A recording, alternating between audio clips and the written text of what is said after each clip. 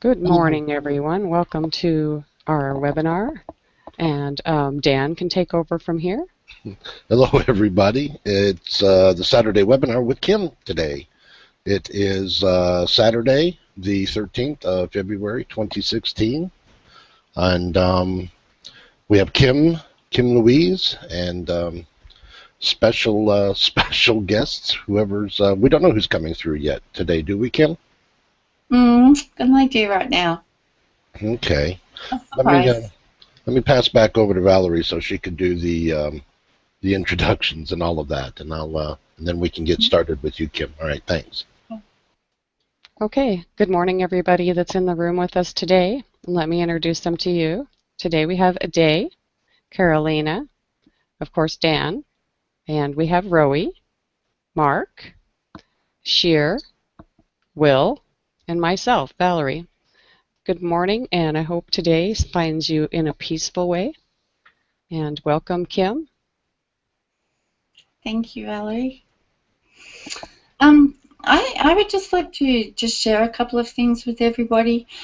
I want to say a big thank you to Rowie and to Valerie and to Dan and the people who are stepping up recently and working so hard and learning a lot to keep these webinars running.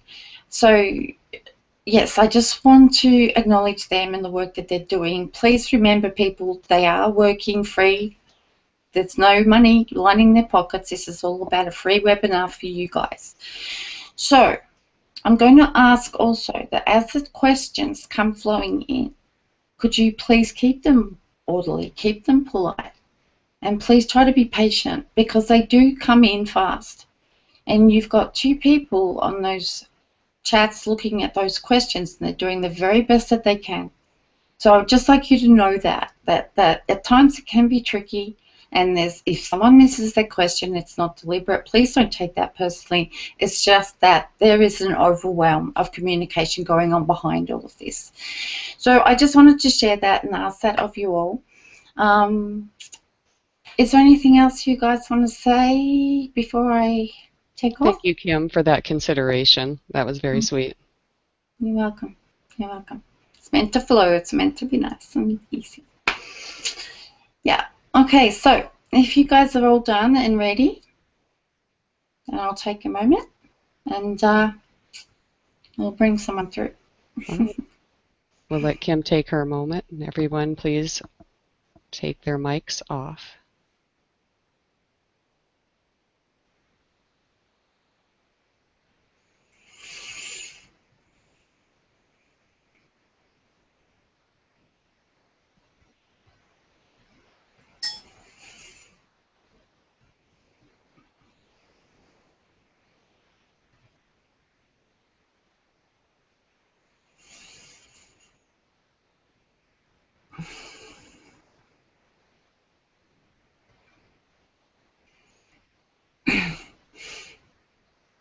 Blessings. This is Endu.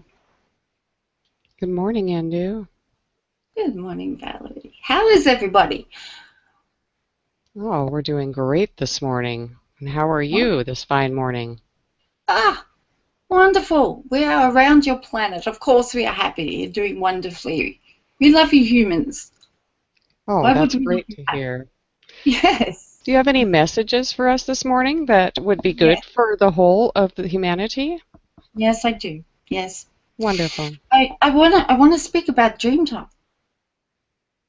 A lot of you on your planet, and also on ours, but more so on yours, your nighttime dreaming is actually part of the collective. It's story time, it's storytelling, unless it's a visitation from spirit. So it goes to the collective of story time and storytelling.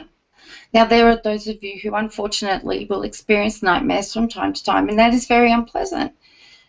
But these two, they end up in the Storytime Collective. So this is where you have your great script writers, you have your movie makers, you have your storytellers. They are being channeled and they are coming through, in a sense, at times, as what you call horror movies.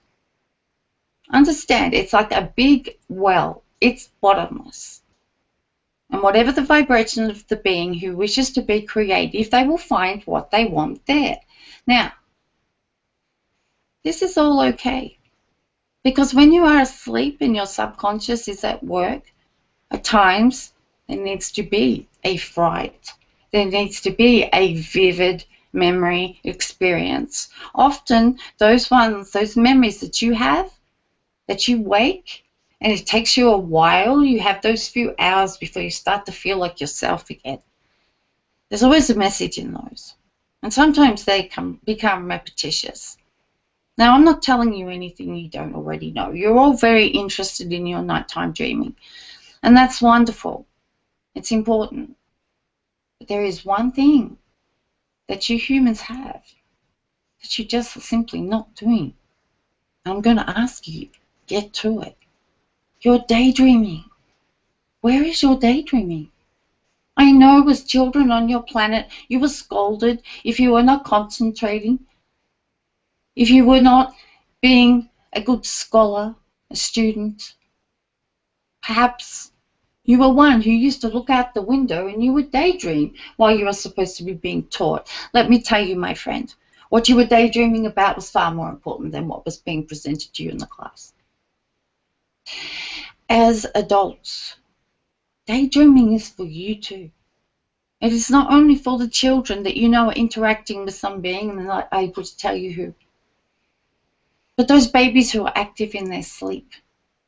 They're very often interacting. And I will also tell you something else. Daydreaming.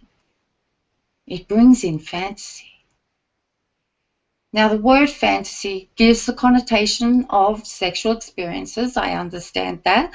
I will not go there, though I would like to.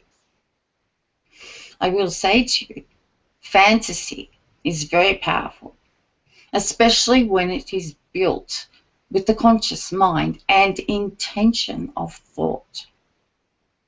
Now, you do experience altered states at various times during your days, and not many of you will give it much mind.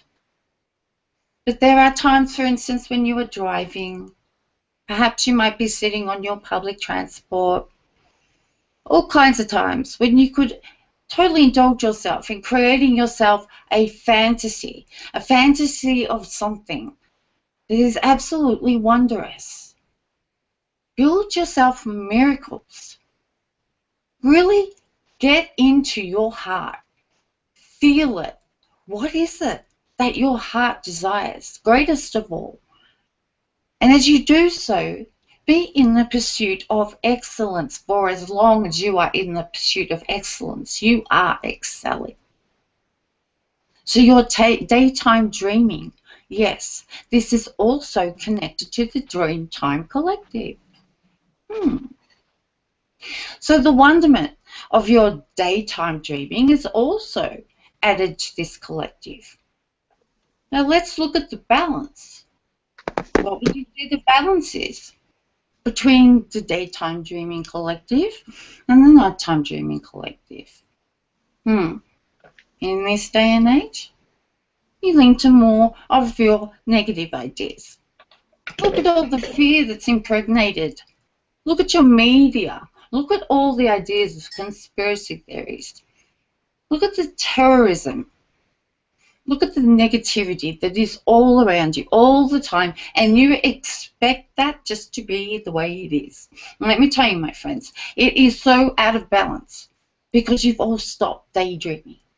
Yes, you can only have so much control at times over your nighttime dreaming, but your daytime dreaming, it is so important.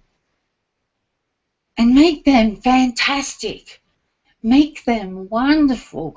Indulge for hours. If you doze off into sleep time and it works for you, then allow that, because then your sleep time is much more likely to be of the wonderful daytime daydreaming. So please remove from yourselves the idea of any scolding you ever had for being a daydreamer. You have daydreamers on your planet. They just have daydreamed through their life. And what do they constantly see? Miracles. Miracles. It is a way of creating. It's a way of manifestation. It's so enjoyable. And yes, your sexual fantasies, they are very powerful. They are also part of who you are. And never would I tell you to deny your human sexuality. It is very precious. And for us, as we watch you with our love of the humans, and we watch you interact romantically and sexually, we do not impose without invitation. However, the energy, we find it very attractive.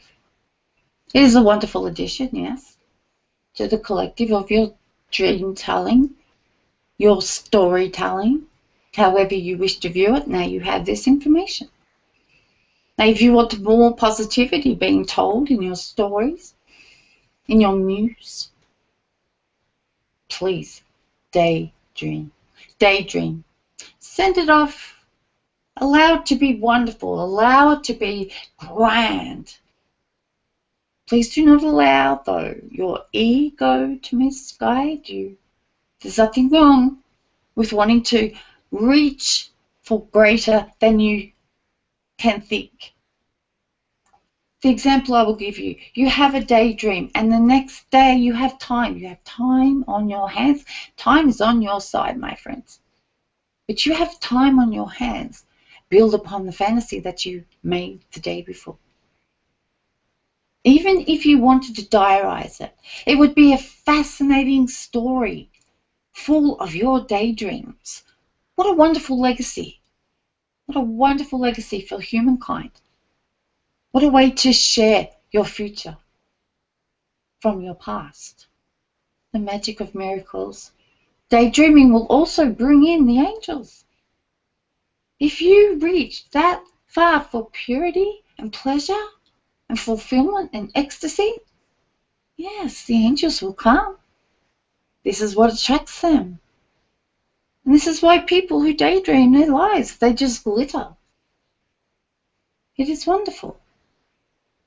So yes, that's what I would like to share with you at this time. Please do more daydreaming. Change your earth. Change the planets. Change the stories you have told. Change what you see on your news. Add to that the power that you are, the greatness in you, with integrity, understanding. The ego may misguide you. Now, if you wish to allow this, yes, that is your choice. You have free will. But if you wish to do these creations of daydreaming with the ego stepping aside, you can still be one of grandeur. So that is my message for now. Thank you so much, Endu. You're welcome. Carolina has a question, if she may. Yes. Hello, Endu. How are you? Hello, Carolina. I'm well, thank you. How are you? I'm okay, thank you. Nice to meet you and welcome. Yes. Endu, I've been having really vivid dreams lately.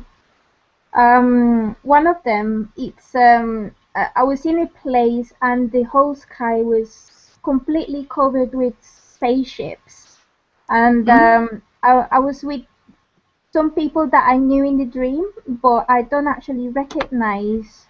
And I've also been dreaming about planting flowers or plants with other people that I knew in the dream, but I don't recognize. Can you tell me what I've been wondering about lately? Do you mean with regard to the reflection of this dream? Yeah. Yes. And there was many, you said spaceships, yes? Yeah, many. Yes. Okay. In this idea of the dream, these spaceships, they represent your belief system. There is abundance. In your recent times, you have had a couple of dreams like this, where you've been in a kind of chaos, not much clarity. You do not feel threatened, but there is not much clarity. There is familiarity, yes. Now, the idea of the plants, introducing the plants and the flowers. This is also another energy. This is Gaia. This is the representation of Gaia and her gift of plant life to you. So you are melding, essentially you are melding Gaia with your belief system of spaceships, aliens, and what you have in the middle is a group of very familiar people, because you are all of the same spirit group. You are not all incarnated at this time, but you are actually having an experience where you are connecting to all three levels.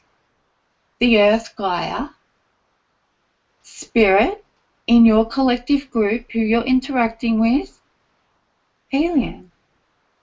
It's a very powerful representation. It does not necessarily mean, it's not giving you directive. It's just showing you how your mind is working at this point in time.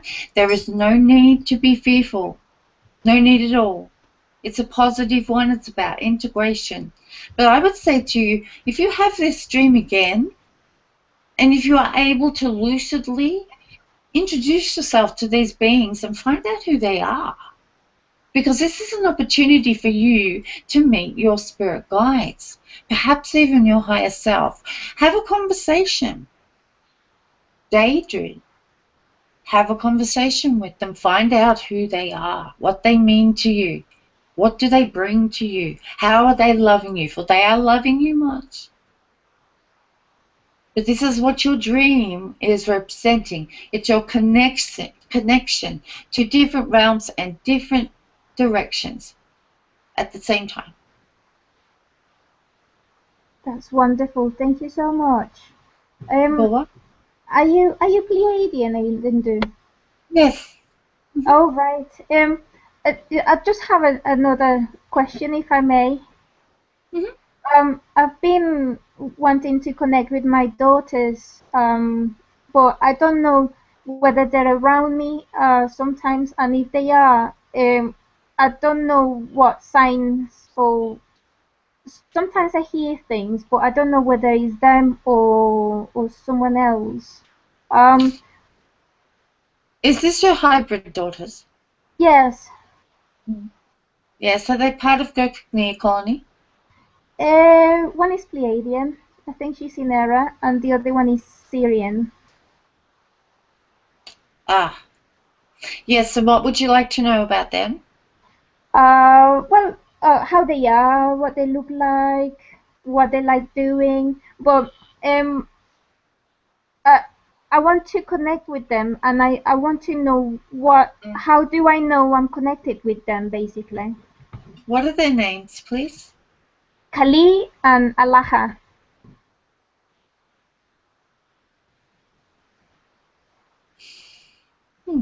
Yes, they are doing wonderfully. All the children are doing wonderfully. The colonies are working beautifully. Yes. They have reached out to you. So yes, I would say to you it's likely that this has happened simultaneously and that you have experienced it as they have. Yes.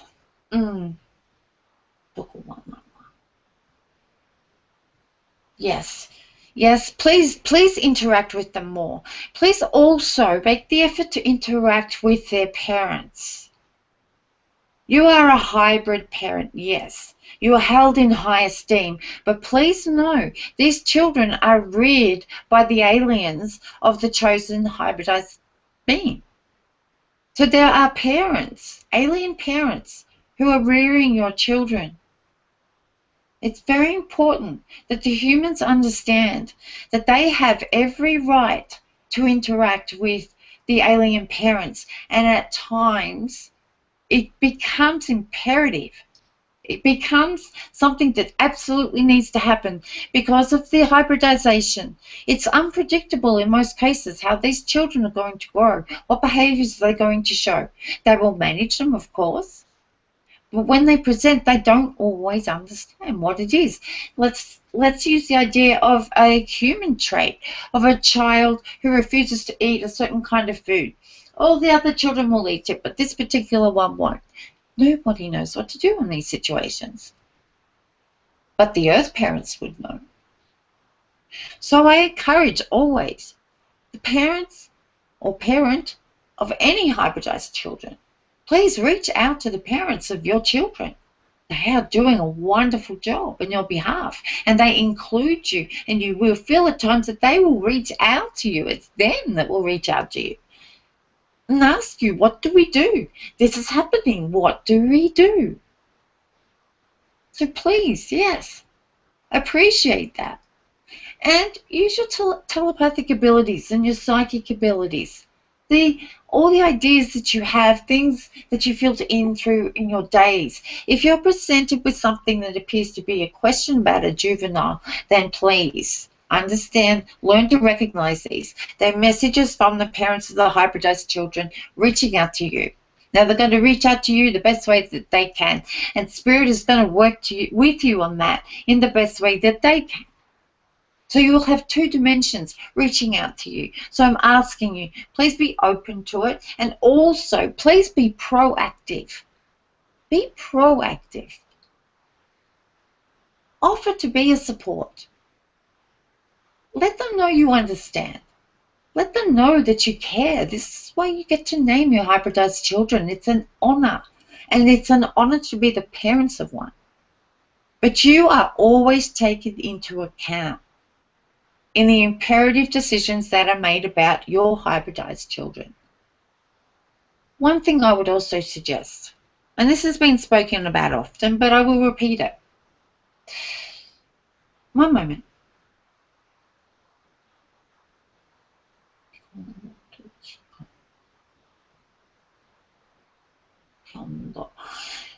Yes. Yes. One of the things we would ask, I just spoke with Hucolo, we would ask that you be proactive in the idea with delivering affection. The aliens that are bringing up your children, they are not all living within the spectrum of emotion that humans do. Okay? That's the difference. That's the difference between the dimensions. This is one reason why three-dimension Earth humans are so fascinating. Because you have this spectrum of emotion which vibrates at incredible rates. Your frequencies, they shift, they change. This happens also with your hybrid children. So please ask the parents to be affectionate. Affectionate. You will have to define what affection is. Yes. Please do that. Define what affection is precisely. If you're talking to parents of your hybridized children, please say, would you please hug my child? This means, would you please sit my child on your knee and hold it close? It is those simple things. And it's very difficult for the human parent to possibly know that this is going on. But this is what Hucolo is telling me. Ask for affection for your children. It will be given. It will be done. If you have any kind of belief system, something you would like to share with your hybridized children, perhaps an interest of your own that you would like to share with them and see if it's an interest of theirs, proceed with these ideas. Proceed with the communications. They will do their very best to reply. But please know they have heard you and they will act. Does that answer your question? Thank you, Endu. And I'd love to help. And they're very welcome to come. The parents and my daughters are very welcome to come and see me. But how do I reach out? How do I communicate? It is a telepathic experience. You could do it two ways. It's very effective to do it as you go into your dream time at night. If you're thinking about your children or child, whatever it may be, let's go back to the fantasy idea. Let's go back to the daydreaming, the night dreaming. As you go into slumber, you consciously can reach out. Now, the way to reach out is telepathically, or you may speak it. Whatever feels more affirming for you. Now the message, where it goes, it is defined by your intention. Do not be concerned about that. State the intention. You want to communicate with the parents of your hybridized children. Yes, straight away. Bing. It happens. Sometimes you will receive an answer. It could come, as I said, in any way, shape, or form, and that will be lovely because it will be an affirmation. But as I say, if you start out with that intention and you have good intention, of course you do. You love these children and so do these parents. Work as a team, please. You are important to them. You are more than just a donor of DNA. Thank you so much. Please send them my love. And before I go, do you have any messages for me?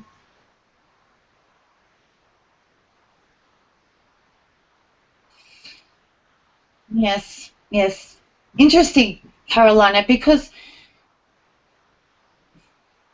your dream time at night has been very active. And it's been very busy. So I'm going to ask you just to take some time to still it, consciously still it. Now this you will need to do, here we go again, the daytime dreaming, daydreaming. It's perfect. It's a perfect answer for you. If you relax yourself and you just allow your brain to wander, allow it to land wherever it wishes to land, but let it be somewhere where there is no busyness. There is busyness, busyness. Let us disperse the busyness. Let us make it much more orderly, much more simple, much more pleasant. Now this is intention also. There is a way for you to communicate with yourself in doing that. Actually, there is two. Firstly, you may address your own subconscious. Understand your subconsciouses are very powerful. Very, very powerful. So this is a tool that I share with you, that I ask you always, please come from a place of integrity as you do this with your subconscious, with your conscious mind. Just reach out. Just reach out. It is that simple. Probably the most effective, I would say, for you at the moment, Carolina. Just to still let us get you still again, my friend. You do not need the frazzled thing going on around you that I see. Yes, I would even say to you, please reach out to someone who's doing the Galactic Reiki. Dan, perhaps.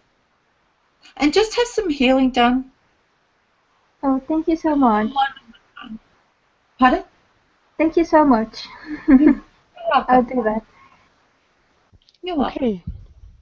Sure. Hey, how's it going? Hey, sure. Well, my first question is about Israel. It seems that we might have another war this year. I just want to know if there's any predictions or probabilities about that. It's being discussed, yes. Mm. Sadly, it is an impending event. The only distinction is when. I see. And I was wondering, I know that there are supposed to be some things that are going to be exposed in this year regarding Israel politicians. And I was wondering if there's something big that's coming in that arena, that direction. Yes. Look, sure, there is, but it's not going to be something that you will become aware of immediately. It will be years down the track that this will be exposed. So Okay. there is an impending event, yes, but it will be done behind what you call closed doors. And you will find out down the track exactly what it was that happened and what created this. I see. Okay. And is there any messages for me, for my, I don't know, galactic family, to care, my guide, higher self, someone? How's your channeling going, Sher?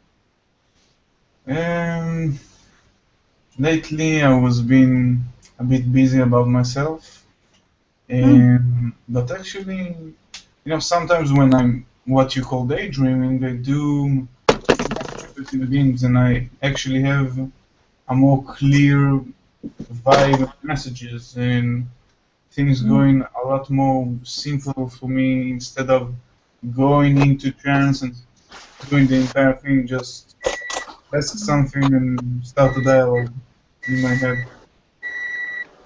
It seems to work much more better. I'm sorry, there is some distortion. I'm not hearing you very well. Oh, okay. Yes, you were saying that your channeling has become less of a trance channel? Is that what the summary would be, or? Something like that, yeah. It's easier for me to be alone and just send intentions out during walking or something like that, and then I'm getting much more clear messages, like daydreaming, like sometimes images, sometimes, and it's much easier for me to connect to certain beings, and everything goes much more smoothly, and I can feel them, know that I know what they are speaking about, so they can jump ahead and stuff like that. So even the telepathic connection is much stronger that way, but when I have to channel to other people or channel in the tradition way, if you want to say it, it's harder for me, but I can reach there. Very good. Very good. Okay. I'll give you a typical answer, Cher, but then I'll elaborate a bit more. The messages, you're getting them anyway. Okay. Yeah? Yeah? You get it? Yeah, I get it. Okay. Now, I also want to encourage you, because really, you have an important role to play, Cher. You have committed yourself to this for several months now. You're channeling in particular. Now, I don't want you to over-focus on that, because you're also receiving information in other ways. You're actually in an exceptional part of the world where you can make influences. The idea of the power of one, it's very effective in your population. Difficult? Yes. But when done by demonstration, it's far easier. There is less judgment. You must avoid that. But for your own peace of mind, please know you are doing wonderfully, and it's being noted. It is being noted. And thank you for your integrity and your journey through all of this. You are a wonderful example. So I thank you for that, Cher. And keep up the good work.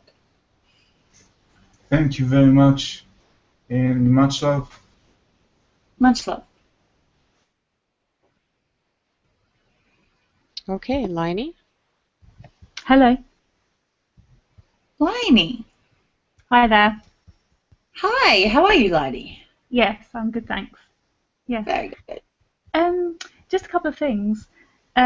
This week the elementals kind of come into my head for some reason. I wonder if they had a message for me or everyone else. There is playfulness going on.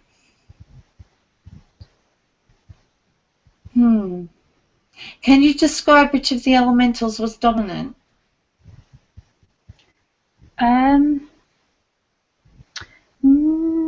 Not really.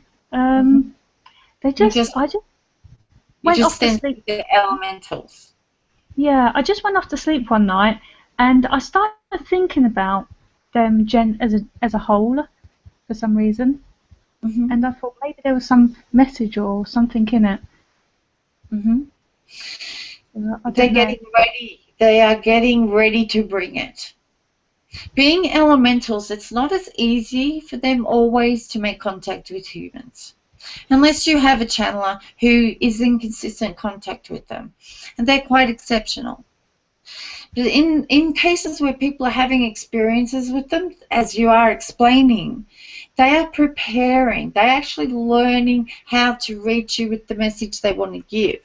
So yeah, you'll sense their energies scurrying around, perhaps being a little bit mischievous, moving things on you, all that kind of entertaining things. So these beings, these elementals, are just getting to know you. They're getting to the point where they can reach your frequency, your vibration. And when they do, it's going to have an effect on you and the way that you relate to your boys. Okay. This is going to be a 360 experience, because it will come back to the elementals. The messages will come from the elementals to you. Your boys will get the message from the elementals, and back it goes. In this way, you will get clarity. You will get a cycle of communication. And then when it is done, it will be done. Elementals and children, they go together very easily because there is a belief. It's already fixed in their brains with the wonder of stories that are told as children. Again, from the Storytime Collective. It is a very non-threatening way to communicate with children, especially the ones that I see around you. They are harmless, they are fun, and yes, they have a message for your boys. So just please remain open-minded about it. Okay, that's really interesting. Thank you. I just got one other thing. The other night I dreamt. I just want to know what this thing is. I think it might have been something that I picked up on error, but it seemed like it was like a little book, possibly, and it had like a silver spinning disc on it. Was that anything?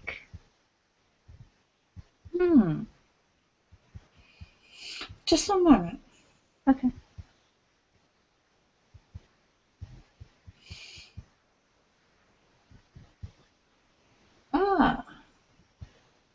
Yes.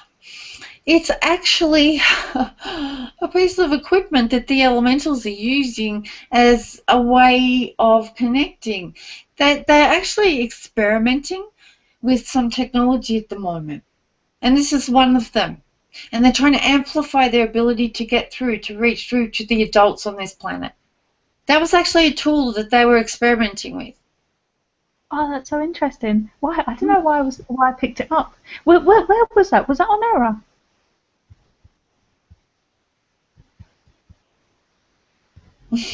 Yes. Yes, it was. Oh, I thought it was. Oh, interesting. Thank you very much. You're welcome. Yeah. Much love, okay. honey. Much love. Okay, Will. Greetings, Endu. How are you today? Well, thank you, Will. How are you? I am awesome. Thank you so much. I don't even need to ask that question. Yeah, you can feel me, I hear. Oh, yeah. So I want to thank you for talking about the hybrid children today, because it's a topic that's near and dear to my heart. And I would like to add to some of the things that you've been talking about, that I totally agree that this is more than a DNA exchange or a DNA donation. It's a cultural exchange is what it is. It's we as humans get a chance to teach the rest of the universe how we raise our children and influence those hybrid children that we have, and not only our hybrid children, but the other people's hybrid children, and helping the parents of our galactic families learn exactly how we parent. Sometimes we parent correctly, sometimes we don't parent correctly, but that's all part of the learning curve. So to those of you who have hybrid children, yes, teach them how you love your children. Teach them how you love your hybrid children. Talk to them. Talk to all the other kids. If you want to hold a story time, hold a story time. Whatever it is, you're showing people how you love. That's lovely, Will. That's perfect. Thank you so much for that elaboration. Thank you for the opportunity for doing so. It was timely, Will. You always are. Well, I love you, Endu. Thank you so much. Love you too, my friend. Namaste. Namaste. Okay, Endu, can we check with Kim and see if she needs anything to drink? Yes, thank you. One moment.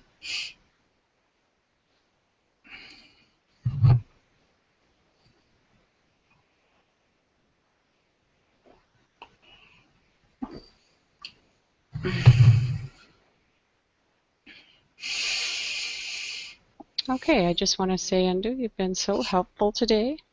It seems we have no more questions for you at the moment. So can we please bring back Kim? Certainly. There's another that is waiting to come through if you would like. Yes, please. Thank you. I will bring him back.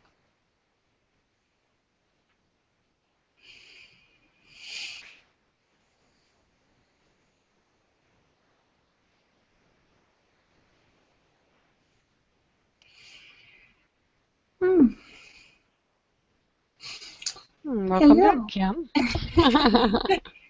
Thank you. Are you feeling okay? Yeah, I feel good. Oh, wonderful. Yeah, I feel good. I got someone else knocking. Have we got time? I've got no idea. Yes, you have plenty of time. Go right ahead. Okay. Let's see. I just. Who else wants to come in today? I have to put on some special attire. Oh. Yes. This sounds fun.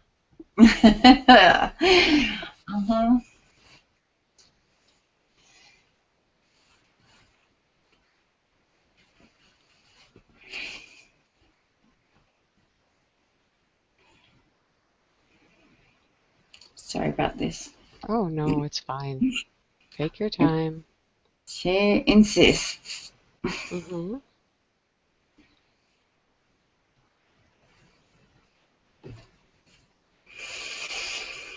Okay. All right. You guys, I'm going to bring through my daughter. Oh, how wonderful. A special day. Yes. It was just her birthday. Yes. Kalia. Pardon? I said, so Kalia is who's coming in. Kalia. Yep. And I have the turtle. Oh. All right. I'll bring her on in.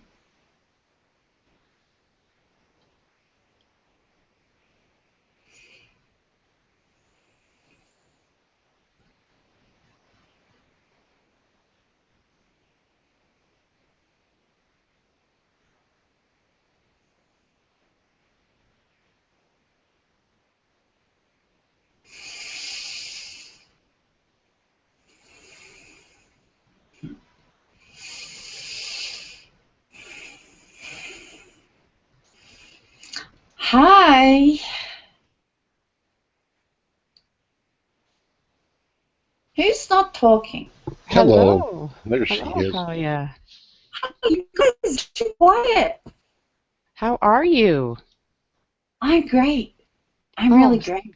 That's wonderful. Yeah. I am so glad I'm here. Finally, I get to the webinar. Yeah. Yeah. Yeah. Do you have any messages you'd like to give us today?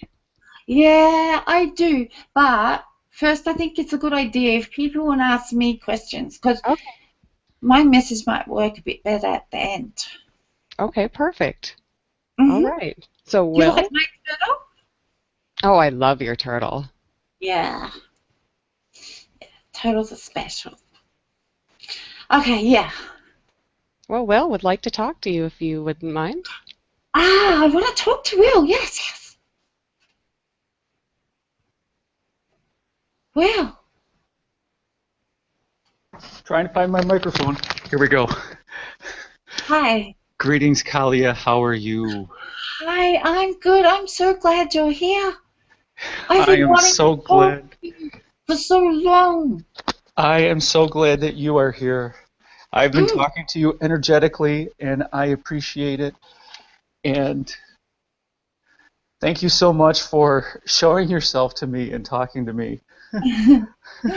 You're welcome. You are such a bright light. It is simply amazing to interact with you. Thank you. It's so fun being with you guys. Well. I have to say thank you. Because you know what? You've been such an important part of Mum's journey and you don't even know it. And now I can tell you. So thank you. And she knows it too. But you're the one who needs to know right now. And I want to say it for me too. Thank you so much. You. You're welcome. You are awesome. I'm so happy to speak to you. Who else is here? Pardon? So, do you have any questions for me, since you're so happy to speak with me? You know, it's not a question, but can I make a suggestion? Oh, sure thing. I think it's a good idea if you have a chat to Mum too. If I have a what? Have a chat. Talk to Mum. To Mom? Yeah.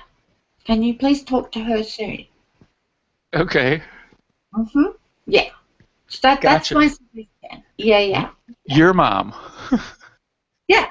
Okay. Because I talk to my mom all the time. Oh, talk to her too. Yes, absolutely. I miss chatting with Kim. Yeah, she misses chatting with you too.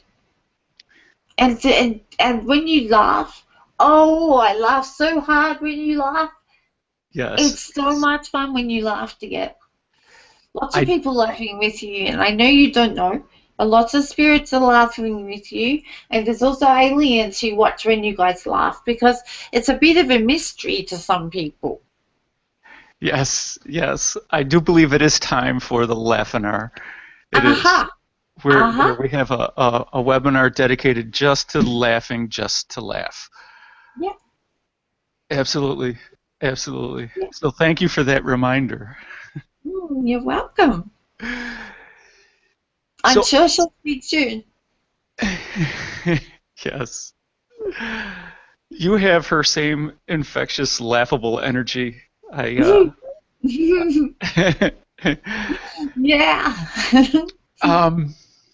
So I was wondering if you wanted to talk about your human experience. Yeah. There's a lot, though. Is there one thing, or two things, or three things? Well, for the people who don't understand and don't know who you are, could you please explain who you are? Yeah. My name is Kalia, and that's what I was always called, Kalia. And I was born on the Earth on the 9th of February, 1994.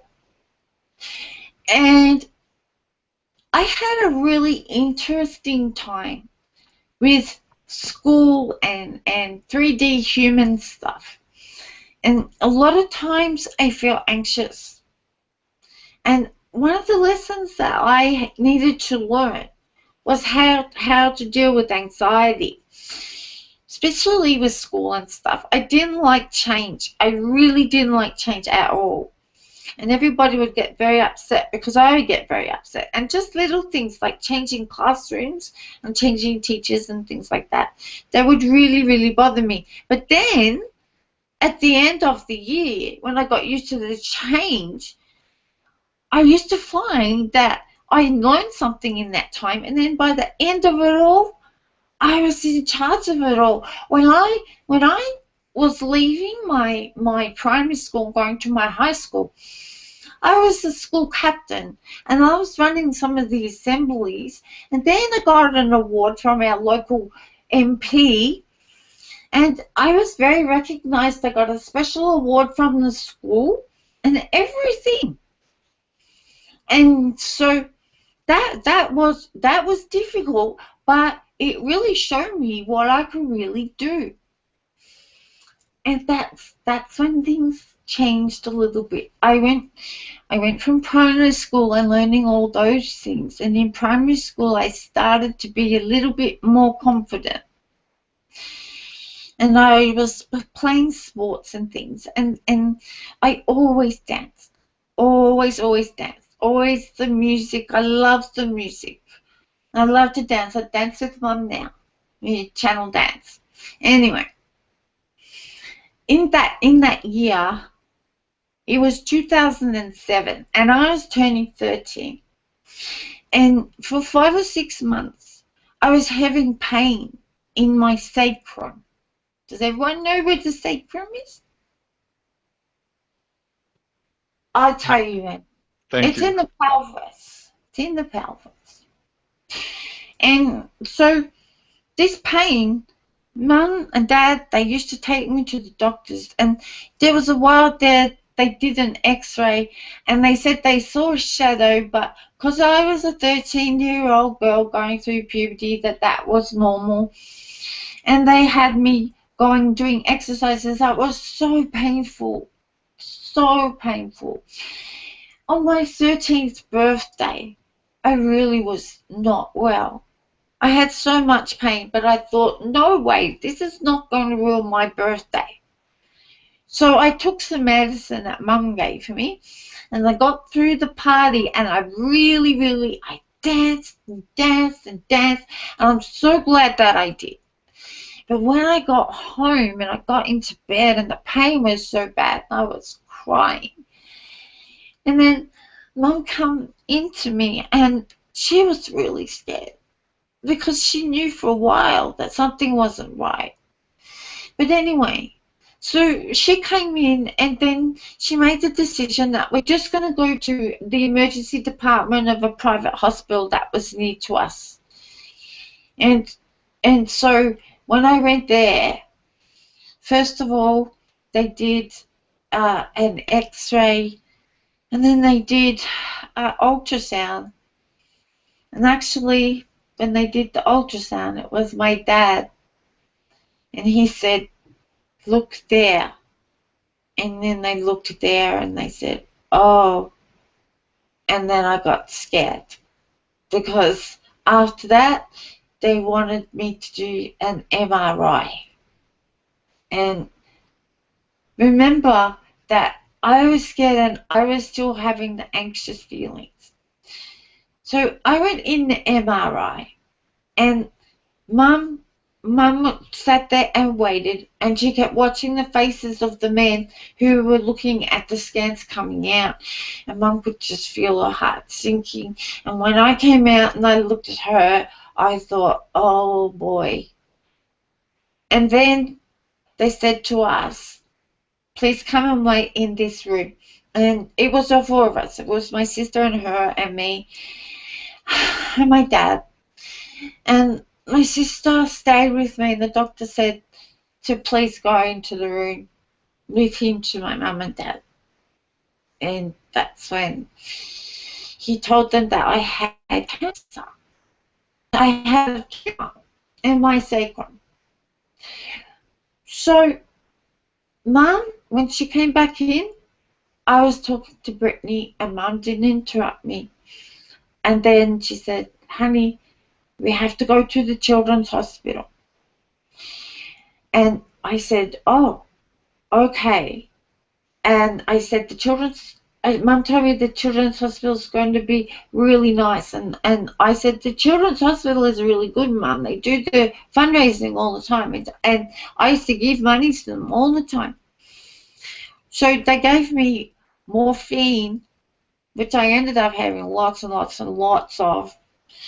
And then we go in the ambulance and we got to the hospital, and then things really, really started to be like, oh, press the panic button because here it comes.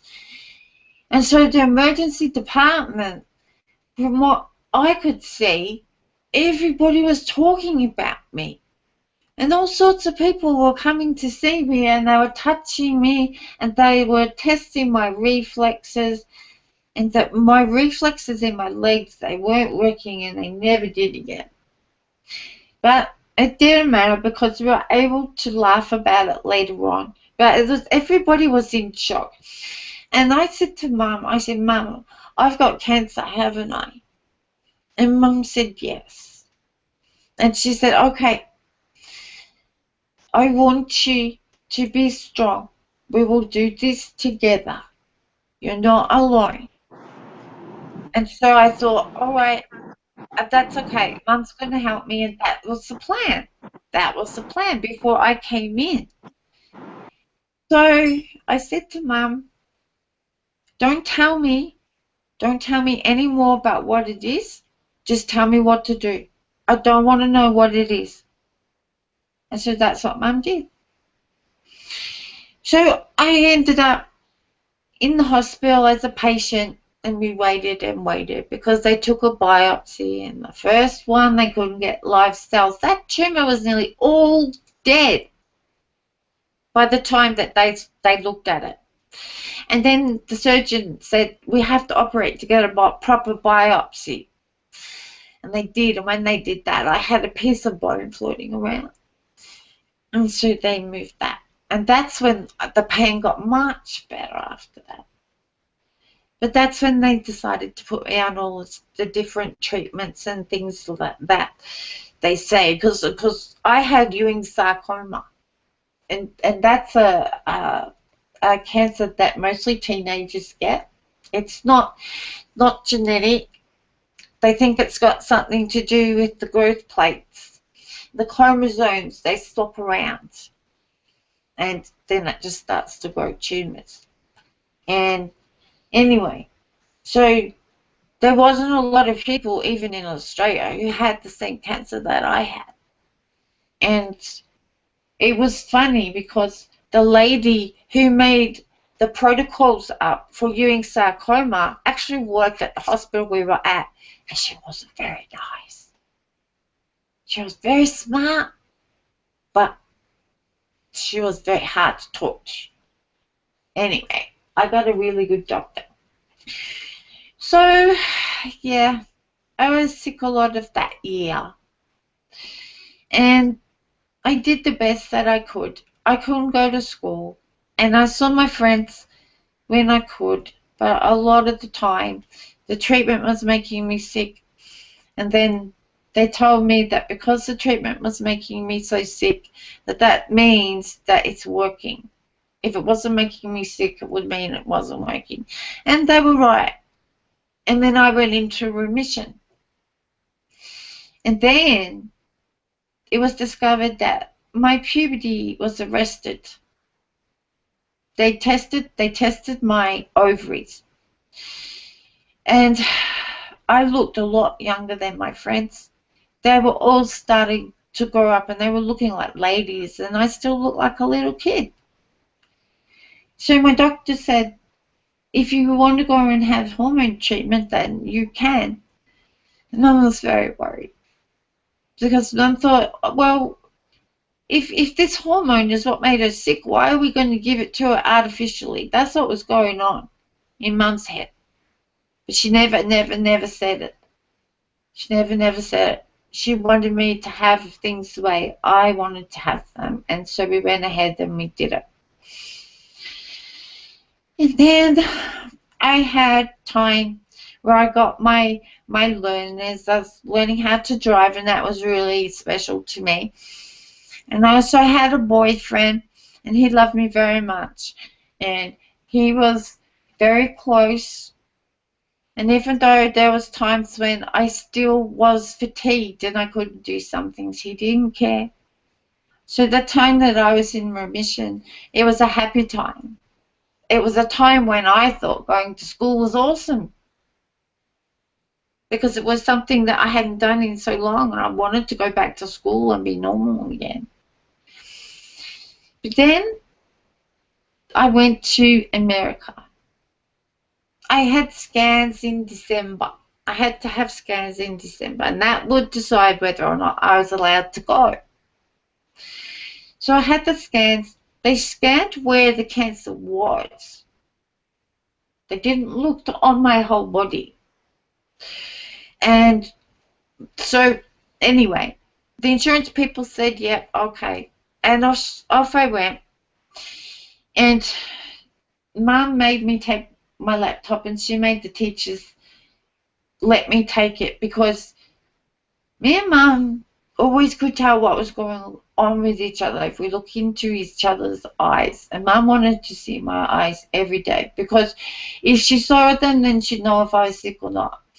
And so I used to Skype with her at night time. I was away for 20 days, and I was in Seattle. And I walked the Golden Gate Bridge, and I don't even know how I did it. Because that was, my mum said to me the night before that, she said, I want to bring you home. And I just said, no, Mum, I'll regret it. And then I walked the Golden Gate Bridge, and all the other kids were waiting in the bus.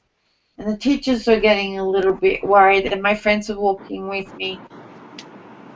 Then we left, I got on the plane. I vomited 22 times on the plane on the way home. And I still don't know when I got off the plane how I walked up to Mum, because as soon as I got a hold of Mum, I collapsed. I collapsed. And I was home for 4 days, and I woke up on that 4th day and I couldn't walk. I could not walk at all. And that's when the pain started. That's when the panic button was pressed again. And this time, I'm 16, 17. So the hormone treatment went out the window because there was no point. Mum had to beg them. She begged them for treatment because they were ready to say there's nothing they could do. So I just said this night Mum rang the hospital, and I went in there, and this time I took more in. I wanted the information this time because I knew it was bad. And they put me through the MRI, and they took me out of the MRI, and they put me in another room, and then they take my mum into the next room, and I can hear them talking, and I yelled out and I said, hey, is anyone going to tell me what's going on? But that's what it was like. That's what it was like. I had to kind of change everybody's ideas of who I was. So we had to go out, and Mum had been crying, so I didn't ask Mum. I asked the doctor. I just said, is this going to kill me? And she said, not if I can help it. So that was it. I knew then what was going to happen. I knew the treatments and all those kind of things. But then when the hospital did finally say that there's nothing more that they could do, and it wasn't my normal doctor, there's so many things that were all kinds of wrong. But anyway, it was what it was. So then there was a treatment that was available in Western Australia, and we got in touch with them, and it was a radio wave treatment. And it was highly successful, especially for people who hadn't had chemotherapy, and I'd had a lot of it. But it was a systemic treatment. So it would be like a replacement for chemotherapy. But I also needed to have radiation therapy, and they wouldn't give me any more. Because the machines that they had here, they destroyed too much of the healthy tissue. They weren't as accurate as what they liked everybody to think. So when we got in contact with this doctor in Perth, and this doctor recommended that we go to Healthcare Global. They're all over the world. The man who got the funding for the very first machine that I had treatment in, it was called CyberKnife. His name is Dr. A.J. Kumar. And he was given, he lives in India, and he was given $10 million to set up the CyberKnife and use it on their population.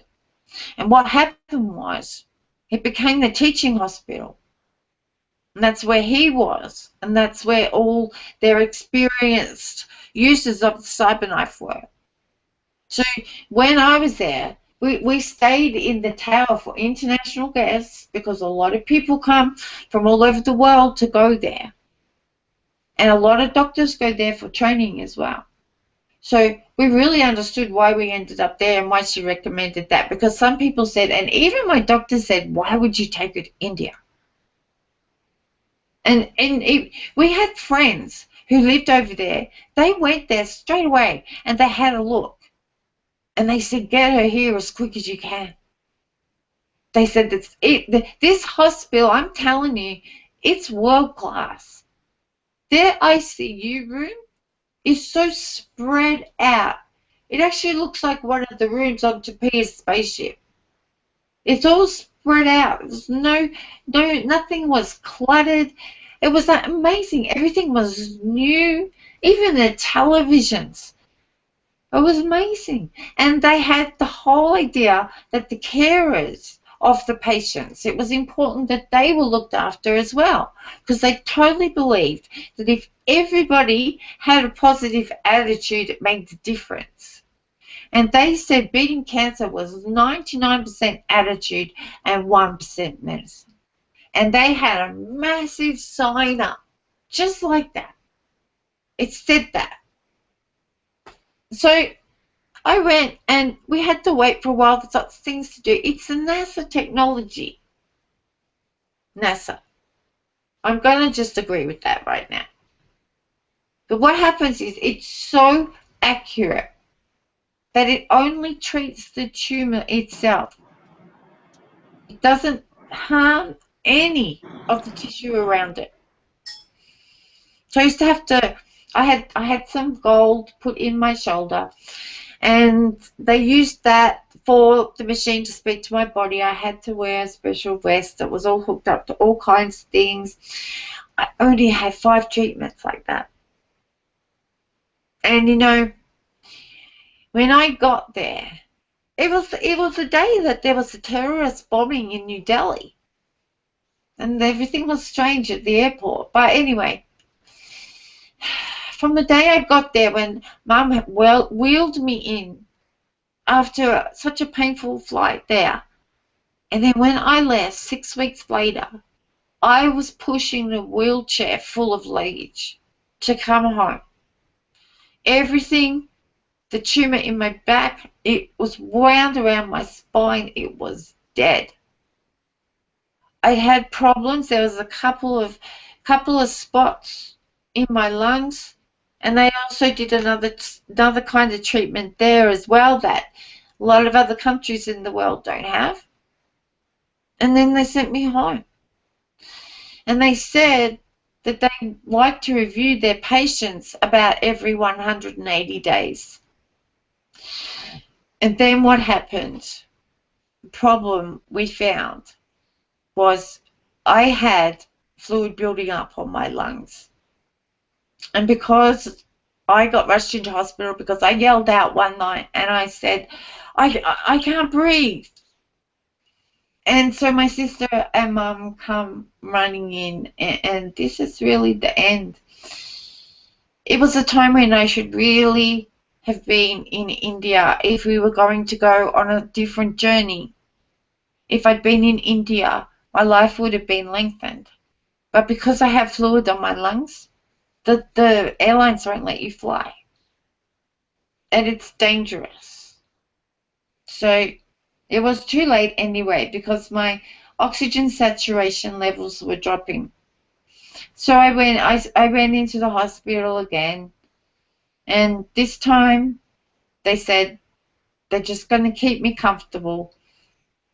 They kept me that day pretty drugged up so that I wouldn't panic about not being able to breathe properly. And then on the way home, I can remember I was really panicking because I knew I was leaving the hospital, and I wasn't sure I really wanted to leave the hospital, and so I was getting a bit panicky. And Mum had all this medicine. She had morphine and fentanyl and a whole heap of other stuff. And I hadn't seen much of Mum that day because she was talking to doctors and learning how to administer all these things if I needed them. And it was all palliative care stuff. It was all stuff Mum didn't want to hear. I didn't want to hear any of it. So her plan was we were going to get back home and we were going to do everything we possibly could to get back to India. But my body and spirit had other plans. we got home. And there was a big drama because I needed more oxygen in the ambulance than I did when I was at the hospital. Just the trip home affected my lungs so much. And the paramedics that brought us home, they were actually just transport paramedics. They weren't allowed to interact medically with me. And I needed to have a shot of morphine. So Mum gave it to me. And the whole time she just felt like she just wasn't even in her body. And I knew that because I was feeling that way too. So they wheeled me in, and then they tell me about the oxygen stuff, and everybody went into a panic. And then doctors turned up, and then nurses turned up. And I was just kind of laying there, kind of in and out of my body, and it was, I was very, very drugged. Very drugged. And then this wasn't even 24 hours after I yelled out and said, I can't breathe. So then I said, the last thing I said to my sister, well, everyone around me, I was on the gurney in the lounge room. And everyone else is racing around with other stuff, doing other things, trying to fix it. It was too late. There was nothing. They said they didn't know how long that I would hold on for. So they just kept coming in and monitoring me. Mum was laying with me. My friend was there, David, and my sister. And my friend was holding my hand. His hand was the last hand I held. Mum cuddled me the whole time. And then when I was in my mum's bed, because that's where I always was, that's where I slept. I was always sleeping with Mum, and that's where I wanted to be put. So when I was in there, it was about 4 hours, and it was time to go. It was time to go. And Mum said to me, don't stay anymore. You've been through enough. If you want to go, go. Don't stay for me. Mum really got it then, because it was the only way that she could let me go, was to see me in so much discomfort. Anyway, so I crossed over, and it was pretty cool. It was pretty cool. Don't be scared of it, you guys. Don't be scared of it, because you can make it what you want it. Whatever you want it to be, it's like you have free will in spirit. You have free will, and you create whatever it is you want yourself. So if you make this daytime dreaming thing that Mum's been talking about, build your heavens. Make them amazing.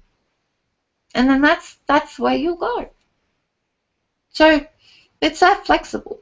And I know that flies in the face of a lot of religions, a lot of belief systems, and that's okay.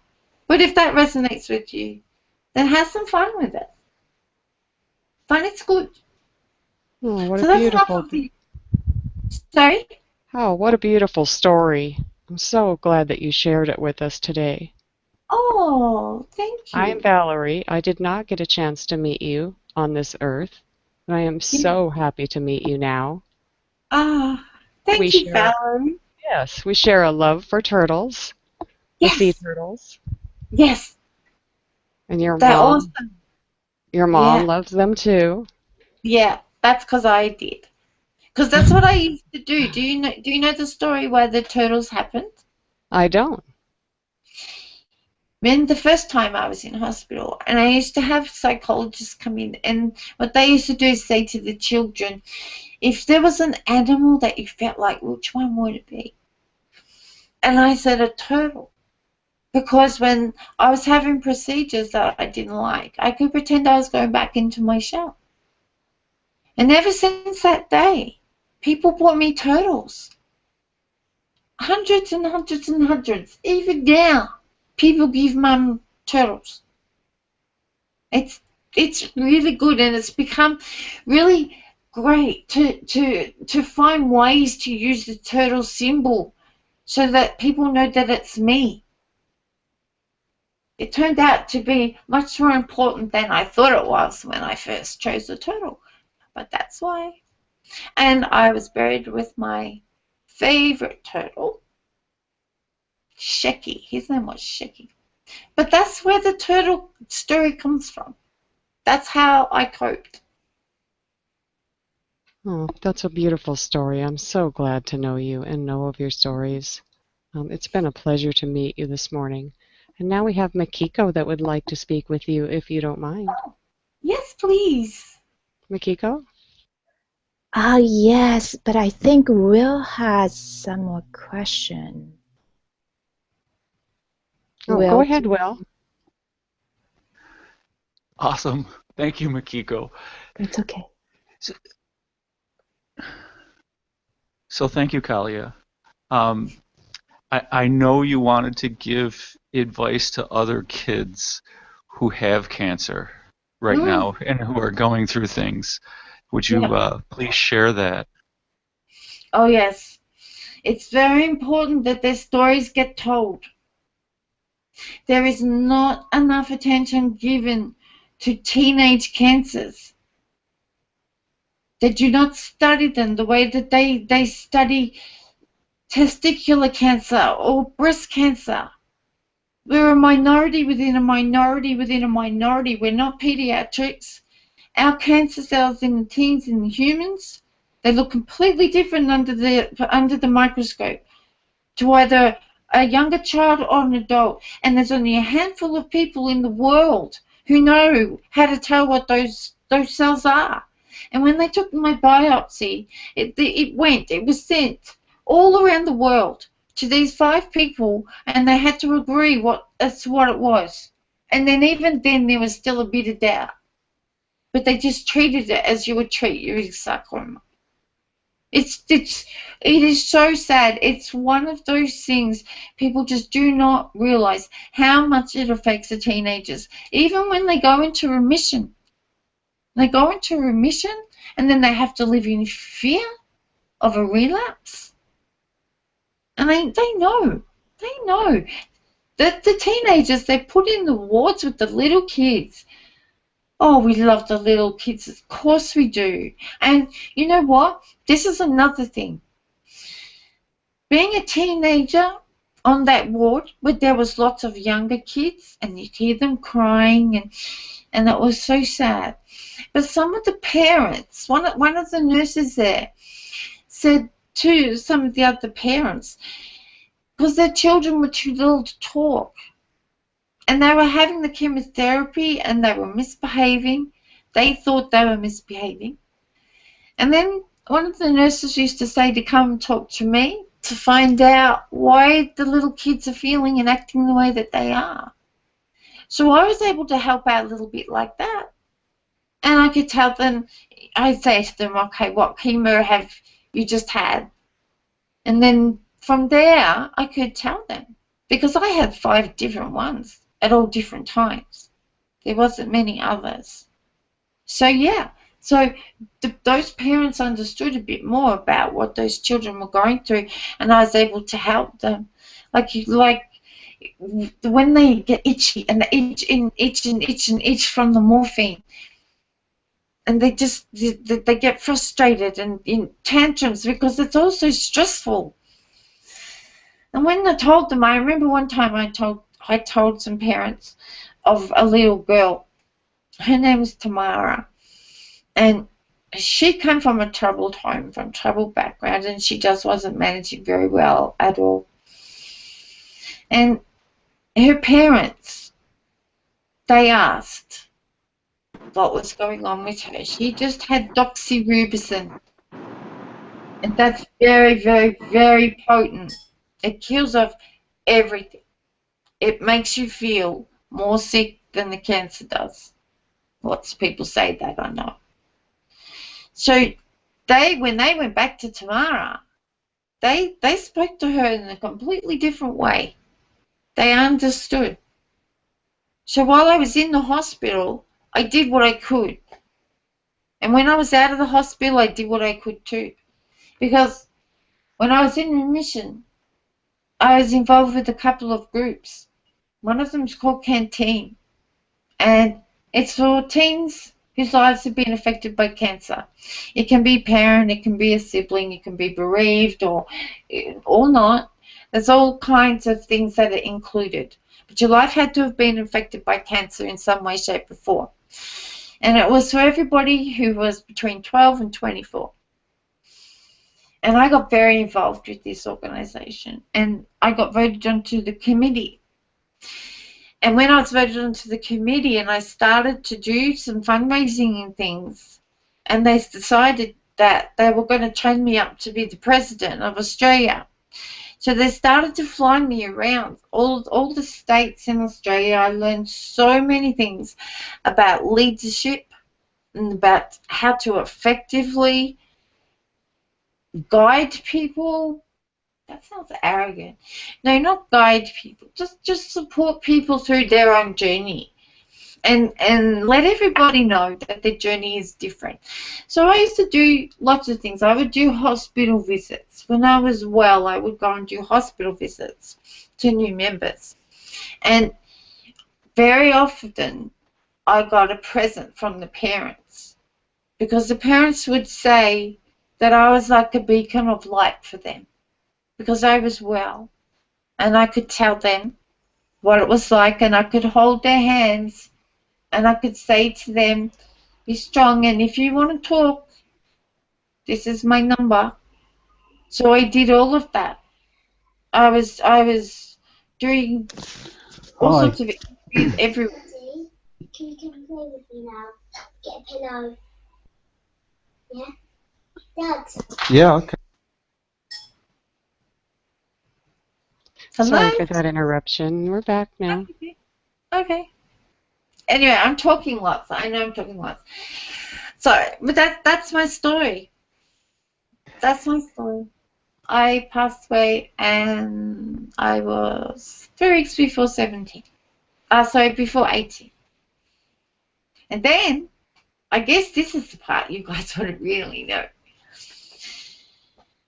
When I had settled myself in spirit, and Mum did at the same time, really.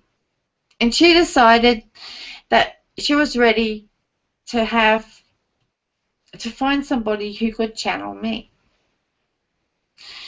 And Mum had always brought us up. She used to take us to see channelers, and some of the famous ones.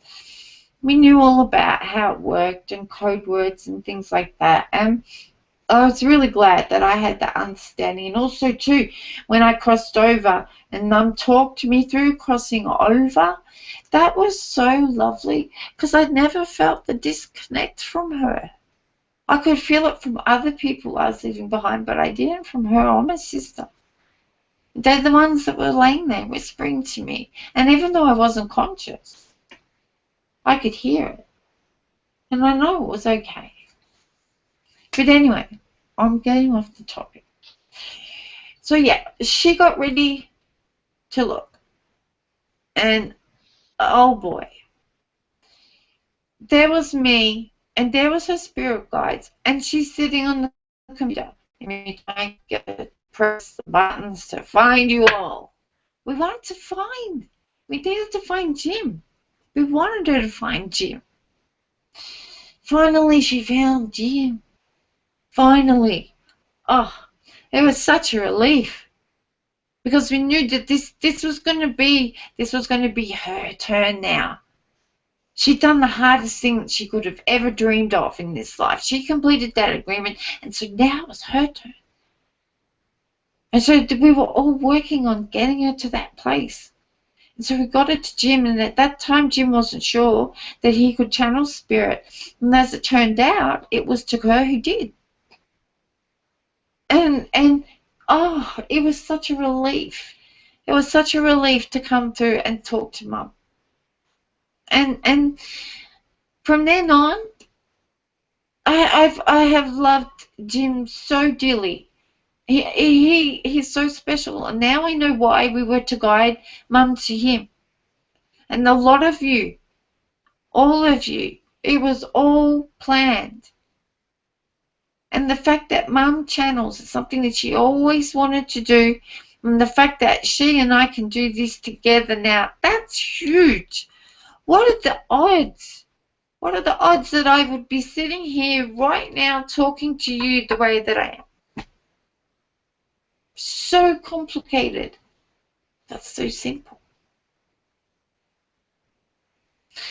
So yeah, that's when Mum became very active in the group, and then she discovered she could channel. And then when 𝗪𝗡𝗧𝗡𝗧 told her that she would be giving gifts for channeling, that's when she started to be able to channel me. Oh, that's the beautiful gift. What a wonderful story. We thank you so much for sharing that with us. Now, Makiko would like to talk to you if she can. Thank you. Hi, Makiko. Hello. Hi. Hi. I'm feeling your energy all over, and I'm so ever grateful. And you are so unbelievable. You have no idea how many people you inspired already, and you will inspire. Thank you. I hope so. You don't need to hope. You're already doing it. I went through cancer myself, but I could only imagine what you went through. I cannot imagine, but I do know we have to change the way we treat. Everybody needs to understand much more deeply. So thank you for sharing this. Now, I lost my sister. She was very young. I could connect with her, but my mom couldn't. My mom can't. Even to this date, she has not healed. Can you tell me what can she do, or how can you help her? Perhaps simple message from you as a child to mom who lost. Yeah, that would be great. Yeah, one of them is like the usual message you would hear, like, thank you for everything you did. Thank you for remembering me. Thank you for not forgetting me. Thank you, thank you, thank you. Then after that, once that touches her heart, then her heart needs to make some room. Just a little bit to start with, that's okay. Just to do something a bit different every day, so that she finds out what makes her feel alive. Because she doesn't feel alive. And that's why she's not living. And that's why Mum had to have this lesson. So, yeah, it's you can really help her to find out what it is that brings her joy, and then for her to understand it's okay to feel joy. It takes practice when you've been in grief for so long. But don't give up. Never give up on her. Yeah. I understand. Well, she ended her life, so that it's difficult for her because of the culture program, the certain way. What was her name? Her name? My sister's name? Yeah. Her name is Nami. Oh, we call her Archan, that's her nickname. And then I see her flying around the air, pouring hearts down to, earth everywhere. She's beautiful. How old was she? She was maybe not even late 20. She suffered severe mental illnesses for many years. Oh. Yeah. Yeah. That's That is something. That's an experience. Suicide. Suicide is a really, really heavy-duty belief system. Something that you do when you're on Earth and you want it. You just can't do it anymore, and you gotta go. So where you arrive on the other side is a little bit different to someone who goes for other reasons. So it's a whole other experience. But what it means is coming in and having to self-sacrifice like that. This is something that I want people to understand about depression and mental illness. When people commit suicide, it is not because they are selfish. It is because they cannot deal with the pain anymore, the pain of living, of being alive. Yeah. That is their greatest fear. Their next breath terrifies them. They are the bravest of souls.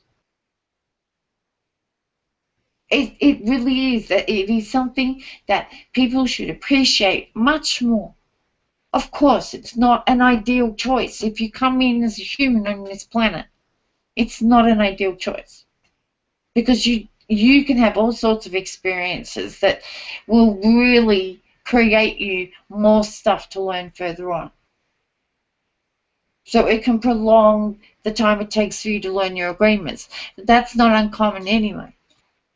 These people are some of the bravest that there are because they can consider taking their own lives. And even in a situation when it's compared to people who are sick like I was with cancer and I died, somehow that was justified. That's more justifiable than someone who takes their own life. There's different reasons, there's different excuses, but they're both painful and they both hurt and they both need the relief of leaving 3D.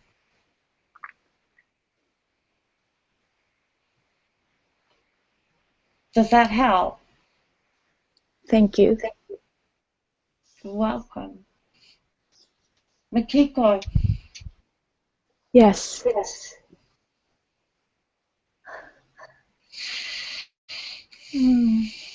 Oh. She's saying sorry.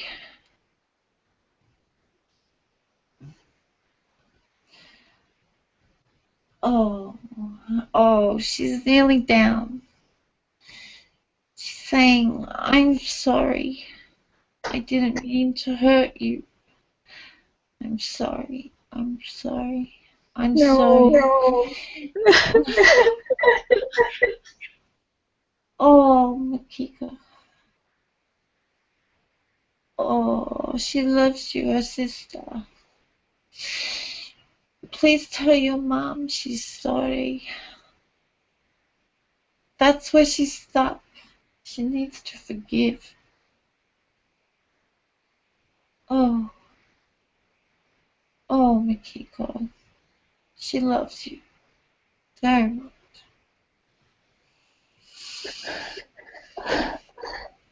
Please wipe your tears. She doesn't want you to cry. She knows she hurt you. She doesn't want to keep hurting you.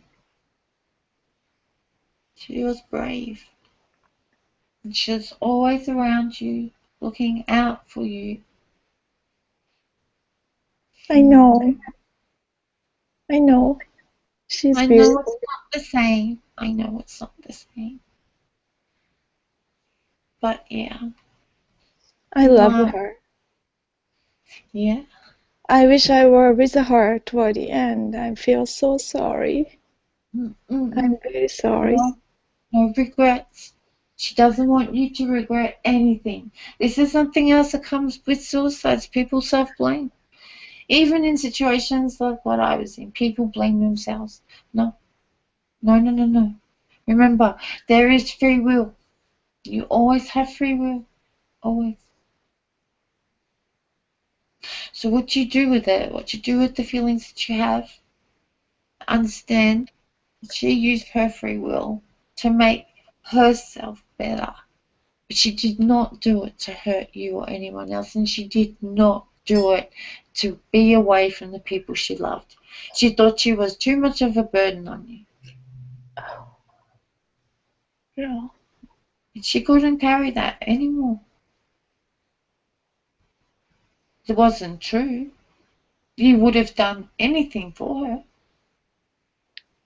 But she thought she was a burden, and that's part of the illness. Yeah.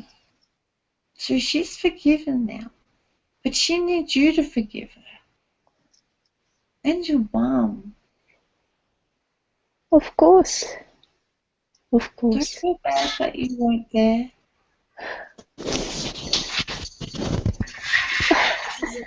As hard as it is what it is.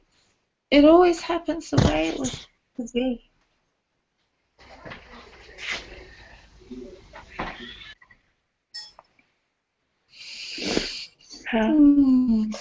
Thank you. Oh, you're welcome. You're welcome. Oh, thank you both very much. And Makiko, much love and huge hugs today. We love you. Love you. Yeah. Is there anybody else, or can we do a bit of an exercise together? I think we could do a little bit of exercise, but let's give Kim a drink if we can, please. Okay.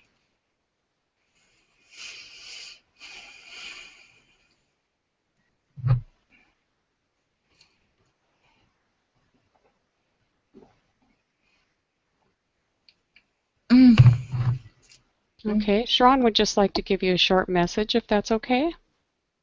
Who? Shran? Hello, Kalia. We haven't met either. My name is Sharon. I just wanted to say... I know you. Hi. Hello. I wanted to tell you thank you for your human rights endeavors. I've seen some of the videos and stuff that your mom has shared with us, and, you know, big thanks for that. No, you're welcome. Humanity is very important. And you guys all know that. You all get it. So you guys are just as important as what I did, because each of you can do something like that too. So please remember that. That was beautiful. Thank you, Shran. Okay. Yeah, thanks, Sharon. What's your exercise you had in mind? Okay, it's probably really good.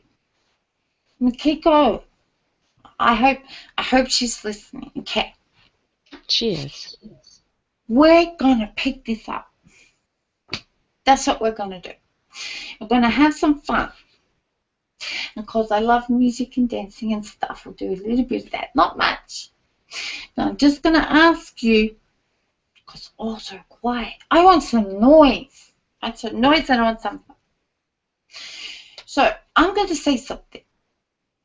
And then I want you all to unmute at the same time and then say what I said. Do you understand?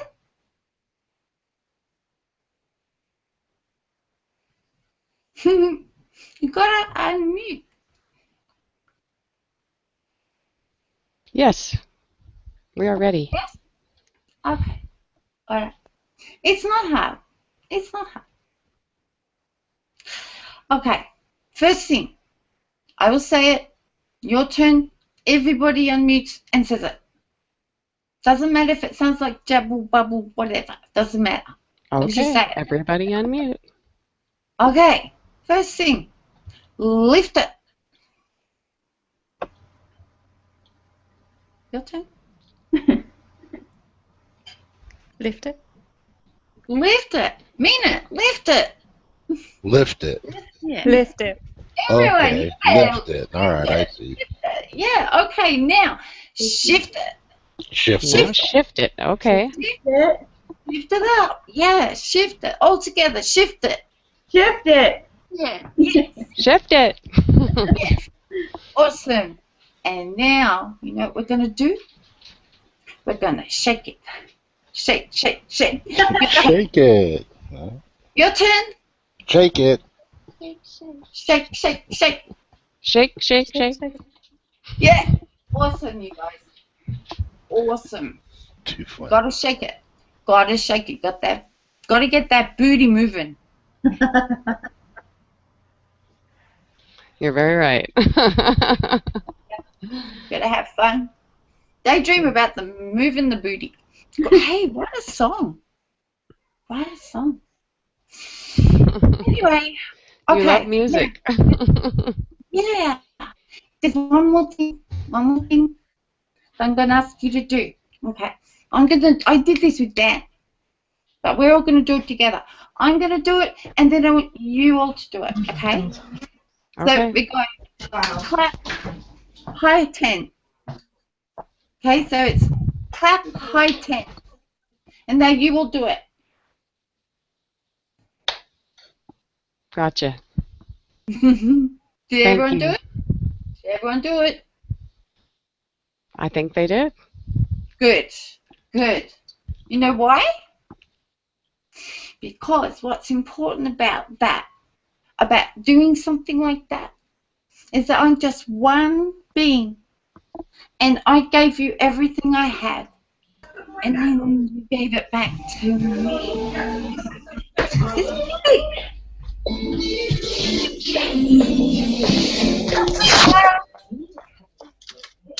Who is that? I believe that was John. Did you like that music? I didn't hear properly. That's okay.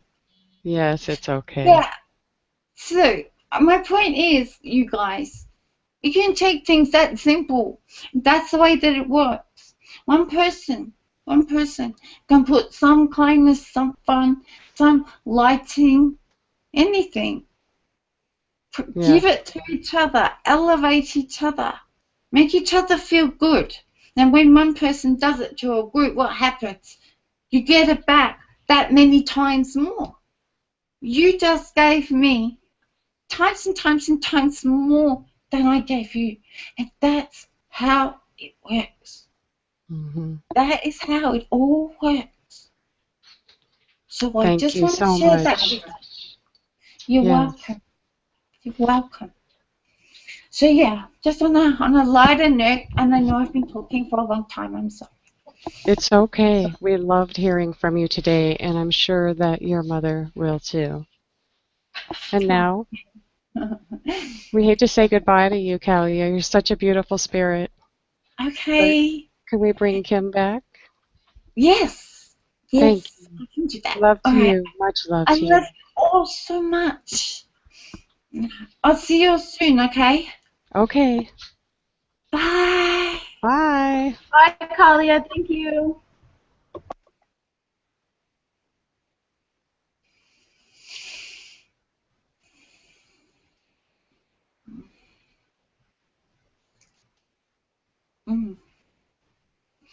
Welcome back, Kim Louise. Oh, hi. How are you feeling? Oh, I feel good. Oh, wonderful. Yeah. Did you feel your daughter? Yeah. She always, when it's been her, she likes to leave me with the feeling of being pregnant with her. Oh. Mm. Oh, that must be just such a blessing. It is, and it's nice because it lingers for a little while. Oh. Yeah. Hi, everyone. Hi, Kim. That was really amazing. I'm glad, Sharon. And Thank for all you. those parents that have lost a child and think that they're gone forever, this is just confirmation that they're not, that they're always, always around and still love you very much. Mm-hmm. Yeah, it's very true. It was so evident how much she loves you, Kim. Oh, you guys have such a special bond. Yeah, we do. We still do. I'm glad to say. It was very evident. Yeah, Very beautiful. Thank you so much. I know she talks a lot. I hope it was okay. Oh no, she was just a beautiful spirit. I feel like I know her now. And that's a gift. She gave us all that gift. Yeah. She has a lot of great energy. Mm-hmm. Yeah. She was always the teacher. Always. And still is. Well, yeah. But talk about face adversity, you know, she did a lot of that. Mm-hmm. She came through. Crossed over. She lasted a lot in the meantime. And she came through for all of us today. you know, Yes, and that's very giving important. us the story of crossing over and what that's like, and not to be afraid. It's just a very, very inspiring story from start to finish. I'm so sorry that you had to go through that. You know, as a mother, that's, you know, my compassion is overwhelming. Yeah, thank you. Yes, yes. It is very difficult, and it's different to Mhm. losing another member of the family. But if, you know, her and I can get the message out, like you said, you know, you don't lose the connection. And, you know, there's probably a lot of other people who can channel their past children, you know, the ones that have passed away, or messages that would help them to deal with their own loss or things Do like you that. think getting over the grief is part in helping that? Like, did you have to kind of get over the grief somewhat before you could channel? Oh, yeah. Yeah, I still had to go, even though my belief system was, you know, like ours. I still did very much do the 3D thing. Yeah. And, you know, I relapse. I have days, you know, like it was her birthday on Thursday. And sometimes those times you can get through them and you're fine. Other times it'll creep up on you and it'll floor you for the day, you know. Yes, grief is like that. It just sneaks up on you, and doesn't matter what you're doing or who you're with, all of a sudden it's right there with you. And yeah, like I said, my compassion is just overflowing toward you for all the good too that you give back. It's amazing the person that you are, Kim. You're very strong, very helpful, very loving person. And Thank you. yeah, Kalia was very, very picky about her mother, and she did a great job. Thank you. That means so much coming from you guys. Oh, I'm we so all glad love she you. led me to you all, really. I know I speak for everyone here when I say that we truly love you. You are a wonderful spirit, Kim. Thank you. Thank you very much. Now, would anyone like to do any blessings today? Is there anyone that would like to step forward and say something at this time?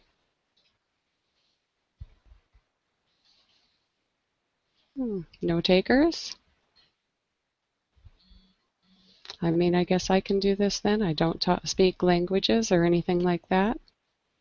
But I can say from the bottom of my heart and spirit, we all thank you, Kim, Louise, for bringing you yourself, Endu, your daughter, Kalia, in to meet us all and be with us today. We absolutely love you and love your daughter and wish the very best for everyone that's here today. We love all of you. Again, don't be afraid to join in. Don't be afraid to have your voice be heard or to listen. Both are very welcome here. Love, much love to all. Thank you. I know that wasn't the usual prayer. That's the best I had to offer. That was beautiful. It was perfect. Thank you. Thank you. And everybody have a beautiful day. Oh, wait a second. Dan, do you have any messages or Yeah, any notices? well, Rose reminded me to let everybody know about Kim's sessions and things, and her links can be found on humancolony.org, and she has a YouTube page, and she has the multiverse channeling account on Google Plus, or she can be followed through the YouTube page if and when this recording posts, because we've had an issue with YouTube today. But Kim does do sessions, and if you can get to her links there or email her. Your email's multiverse at Gmail, isn't it, Kim? No, it's multiverse.channeling with one L at gmail.com. So Okay, perfect. got to remember the dot, multiverse.channeling. Yeah. Okay, awesome. Yeah, and that's all I have for right now, unless you have anything else, Valerie, or anybody else, Rowie? I don't have anything else. And if Rowie, did you just want to say anything at all? I'm not sure if you wanted to pop in. Nope, you're good? All right. Okay. All right. Well, thank you, everybody. I'm sorry that the YouTube didn't function correctly, but well, it was here for those who needed it. It was here for that. Yes, indeed. All right. Thank you, everybody. We'll see you again next Saturday when Jim returns. At least I think Jim's returning next Saturday. I'll find out more through the week. I guess I'll find out when you all do. All right. Thanks, everybody. We'll see you next week. Yes. Thank you so much, Kim Louise. Have a wonderful day, everyone. Bye.